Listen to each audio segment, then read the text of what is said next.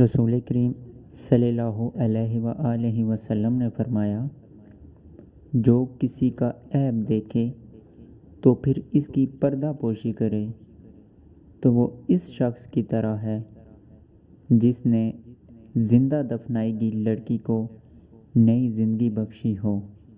اس لیے ہمیشہ اگر آپ کسی کا عیب دیکھتے ہیں تو اس کی پردہ پوشی کریں، کبھی بھی کسی کا راز مت فاش کریں۔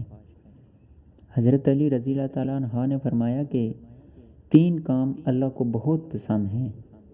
ایک ٹوٹے ہوئے دلوں کو جوڑنا، نہ چاہتے ہوئے بھی کسی کو معاف کرنا، اور کسی کے گناہ پر پردہ ڈالنا۔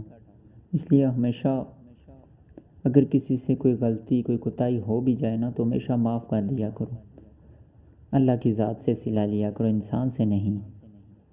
اور ہمیشہ ہر بندے کی نا پردہ پوشی کیا کریں، اللہ آپ کی بھی پردہ پوشی کرے گا، کیونکہ ہم بہت گناہ گار ہیں۔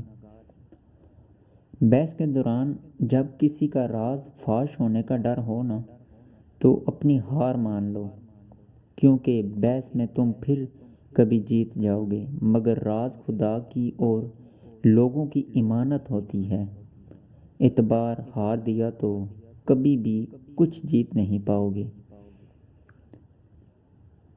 رسول اللہ صلی اللہ علیہ وآلہ وسلم نے فرمایا کہ جس نے اپنا غصہ پی لیا حالانکہ وہ اسے نافذ کرنے پر قادر تھا تو قیامت کے دن اللہ تعالیٰ اسے سب کے سامنے بلائے گا، یہاں تک کہ اسے اللہ تعالیٰ اختیار دے گا وہ بڑی آنکھوں والی حوروں میں سے جسے چاہے چن لے۔ اللہ تعالیٰ اتنا صلہ دیتا ہے کہ ہمیشہ آپ ٹھنڈا مزاج رکھیں، اچھا اخلاق رکھیں۔ کہا جاتا ہے کہ غصے کی حالت میں نا کبھی بھی برے الفاظ استعمال نہیں کرنے چاہیے، کیونکہ غصہ جو ہے نا یہ تھوڑی دیر کے لیے ہوتا ہے۔ آپ کا غصہ جب ٹھیک ہو جائے گا نا تو پھر آپ کو پچھتاوا ہوگا، لیکن جو آپ نے الفاظ بول دیے، جو زخم دے دیے، وہ شاید ان کا درد کبھی بھی نہیں بھر سکے گا۔ حضرت علی نے فرمایا کہ لوگ کتنا بھی دل دکھائیں، یہ یاد رکھا کریں کہ جب اللہ کے بندے ہمیں توڑتے ہیں تو ان کا توڑنا ہمیں اللہ سے جوڑتا ہے،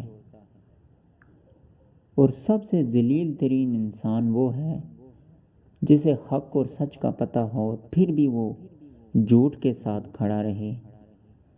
اس سے ذلیل ترین انسان کوئی بھی نہیں ہے۔